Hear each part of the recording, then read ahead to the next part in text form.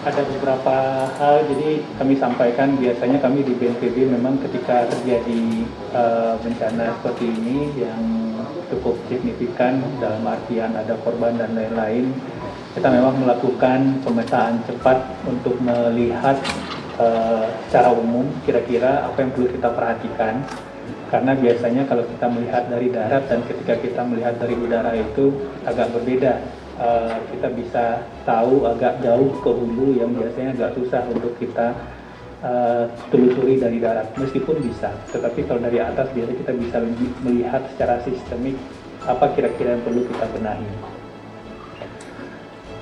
Untuk itu sebenarnya kemarin BNPB menggeser satu unit heli untuk mendukung ini supaya rekomendasi kami pun nanti untuk penanganan ke depan, karena kita tahu bahwa La Nina masih akan bergerak terus mencapai puncaknya di Januari Februari nanti, dan ini peningkatan intensitas curah hujan dan frekuensinya akan tetap berlangsung, sehingga ada hal-hal mendesak dan ada hal-hal yang mungkin untuk jangka pendek menuju puncak La Nina ini bisa kita persiapkan dengan baik.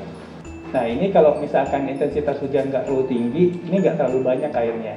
Permasalahannya kemudian ketika kita ada intensitas hujan sangat tinggi, ini di sisi-sisi tebing ini kemiringannya cukup terjal nih, di atas 30 sampai 40, bahkan ada yang 60 derajat.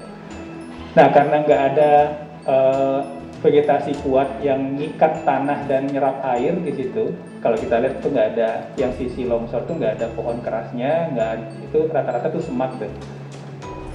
Ada longsor-longsor mikro, ada longsor-longsor, spot-spot longsor yang kemudian begitu dia turun ke sungai, itu ada dua. Ini sebenarnya alur lembah sungainya ini kalau saya ngitung tadi dari yang kita visual dari udara aja ada 5 sampai 6 nih. Ada 5 punggungan, ada 7 punggungan. Di antara 7 punggungan ini ada 6 lembah sungainya. Nah, di sekitar 6 lembah sungai ini selalu kita banyak sekali ngelihat nge-spot longsor-longsor mikro seperti ini. Ya.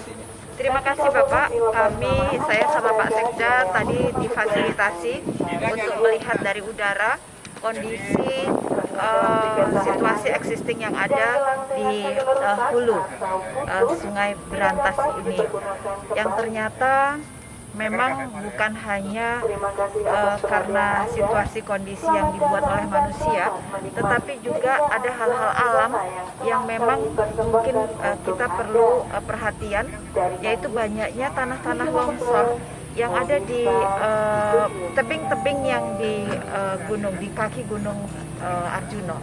Untuk itu mungkin kami akan berkoordinasi baik dengan Perhutani, dengan Kementerian Lingkungan Hidup untuk bisa selain menanam pohon juga membersihkan dahan-dahan atau pohon-pohon besar yang sudah tua yang kemudian patah tumbang, yang akhirnya ketika hujan deras menutupi jalannya air yang dari atas, sehingga ini perlu gerak cepat, perhatian, dan bekerja bersama.